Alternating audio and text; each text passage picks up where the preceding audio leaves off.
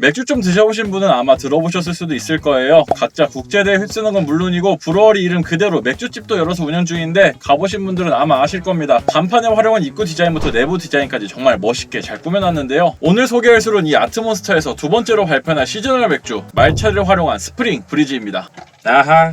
먼저 색상은 매우 어두운 말차색인데 카키보다 조금 더 어두운 색상입니다. 솔직히 맥주 색깔은 거의 느껴지지 않고 거의 카키색에 가까워요. 그리고 거품은 맥주를 많이 마시다 보면은 이 거품이 올라오는 모양과 질감으로 어느 정도 입안에서의 텍스처도 예상이 가능한데요. 지금 시간이 지나서 그렇지 거품이 좀 빨리 꺼지는 편은 아니었습니다. 그래서 꽤나 크리미할 것 같은 질감이라고 예상이 좀 되는데요. 향에선 일단 말차 냄새가 지배적으로 올라옵니다. 뭐 말차를 활용한 맥주니까 너무 당연한 이야기인 것 같아서 바로 맛을 봐보겠습니다. 이게 맛이 좀 재밌습니다. 말차인데 맥주인데 말차에 뭔가 따로 놀 것 같은 맛이 잘 어우러지니까 조금 기분이 이상합니다.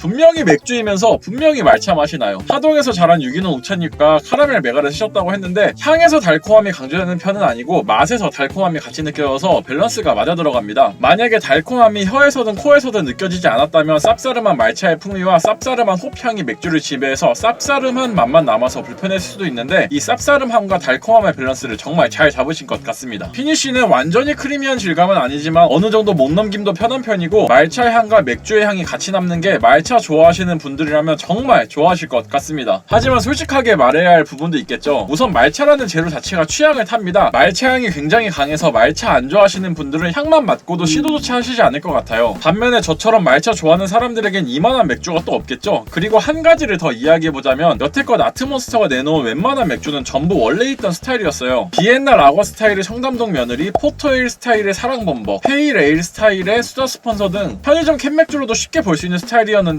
물론 창세기 같은 신맛이 나는 맥주도 있었지만 가서 마셔보면 이것도 말차처럼 딱 이 재료가 들어갔구나 하는 맛은 아니거든요. 하지만 스프링 브리즈는 말차가 완전히 이 맥주의 근간이기 때문에 과연 이 아이를 다음에도 또 만날 수 있을까 하는 생각이 들 수밖에 없는 것 같습니다. 그리고 사실 이전에도 정확히 특정 맛을 넣은 맥주가 나온 적이 있어요. 금사바라고 하는 얼그레이 티를 넣은 페이레일 스타일의 맥주가 있는데 이거 아트몬스터 강남점에 갔을 때 마셔봤는데 이것도 얼그레이 티 좋아하시는 분들은 정말 금사바 하시게 될 겁니다.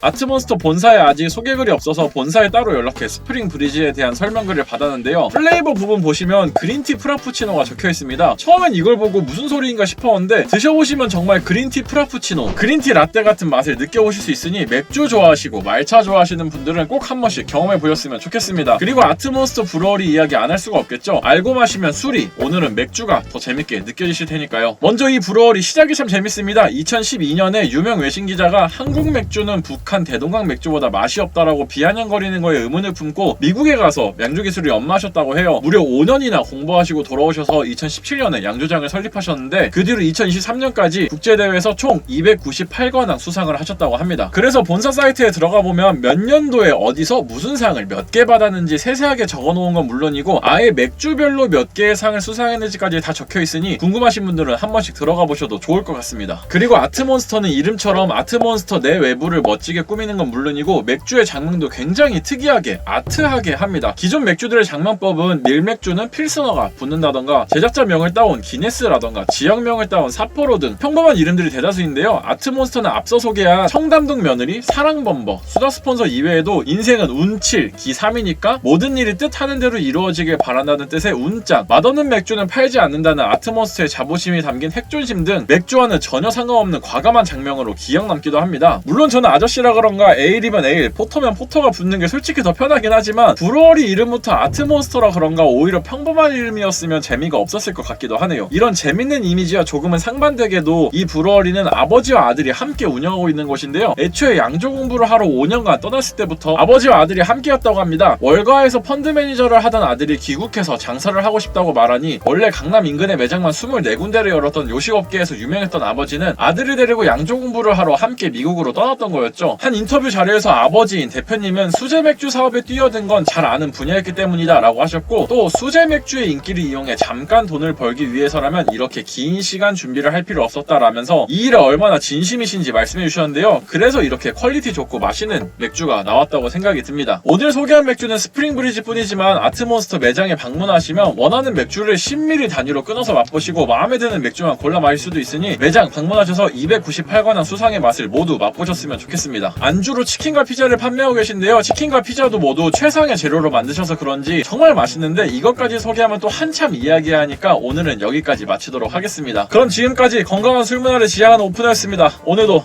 봐주셔서 감사합니다. 안녕히 계세요. 아유 끝났다. 아유 먹지도 못했네. 맛있어. 그리고 제가 이전 롬폼 영상의 댓글을 가능한 선에서 읽어드리면서 좀 답변을 드리려고 했는데 댓글이 하나도 안 들려서 오늘은 못합니다. 네. 제가 이거 촬영하는 날 기준으로 286명의 구독자 여러분이 계시던데 구독자 여러분 구독해주셔서 정말 감사하고 더 좋은 영상, 재밌는 영상으로 찾아뵙겠습니다.